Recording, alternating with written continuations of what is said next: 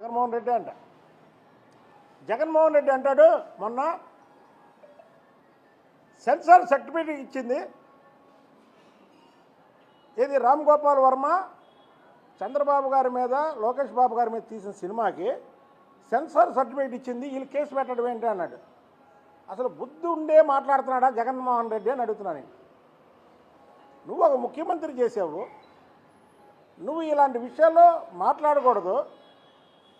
మాట్లాడుకోపోగా ఆ సినిమాని నువ్వు సపోర్ట్ చేస్తున్నావంటే ఆ సినిమాలో పెట్టుబడులన్నీ కూడా నీయే. చంద్రబాబు గారి కుటుంబం మీద అలా తీయడం కరెక్టా? మళ్ళీ అదేంటంటే వివేకం అనే సినిమా, వివేకం అసలు వివేకం సినిమా ఎవరిది చెప్పు?